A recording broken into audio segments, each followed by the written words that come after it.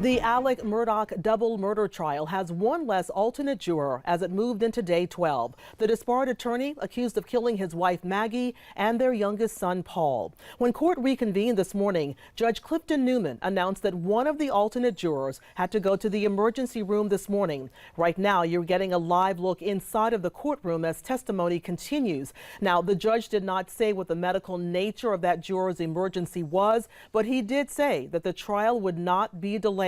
Now, that means the trial is continuing with the original 12 jurors and now 5 alternates. Our team of journalists covering the trial for you from Walterboro. Raphael James and Blair Sable live right now for us outside of the Colleton County Courthouse.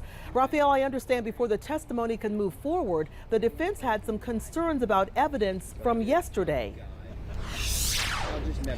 In fact, they did, and it was a blue tarp. That evidence came into testimony yesterday, and the defense had some issues with that testimony, as a matter of fact. They were saying that,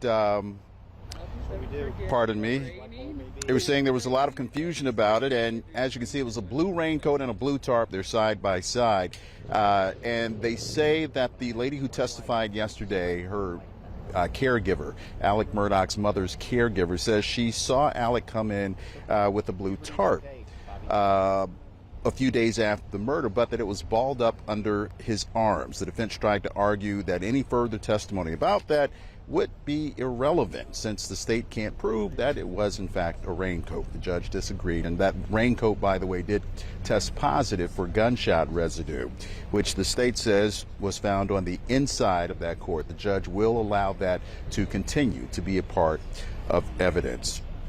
Blair Sable is joining us now, and the first witness called to the stand was the CFO of the law firm where Alec Murdaugh used to work. She's going to tell us about that information. Yeah, well, Roth, this is not the first time we've heard from Jeannie Seckinger, but it is the first time for the jury to hear from her directly. Now, Seckinger is the CFO of Parker Law Group, formerly known as PMPED. That is where Alec Murdaugh used to work.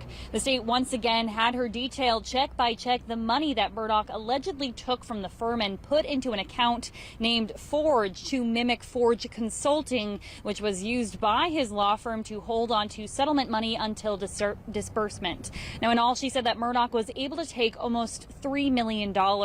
She also stated that the day of the murder, she asked him about the money that was missing from one of the cases referred to as the Ferris case. He promised her and assured her that money was there, even though it turns out it wasn't. Then, the week of the murders, nothing was done at the firm as the entire staff rallied around Alec Murdaugh.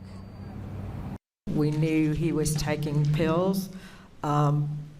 We were just worried about his sanity, so we weren't going to go in there and harass him about money when we were worried about his mental state and the fact that his family had been killed.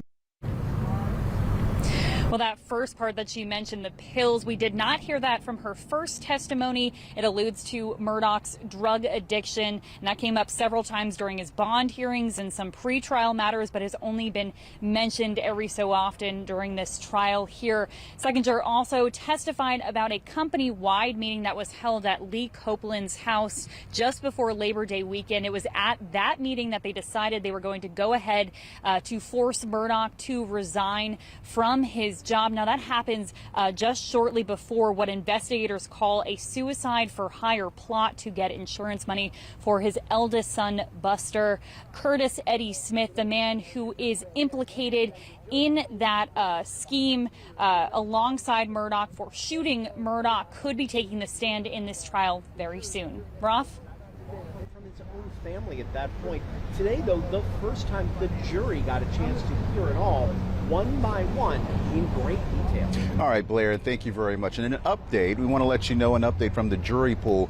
That juror who sent a note to the judge on yesterday saying he was worried about his job if the trial went longer than 3 weeks, well, the juror sent another note to the judge today saying he had talked with his employer and worked things out, and that juror is expected to be with the trial for the duration. In Colleton County, Raphael James, back to you.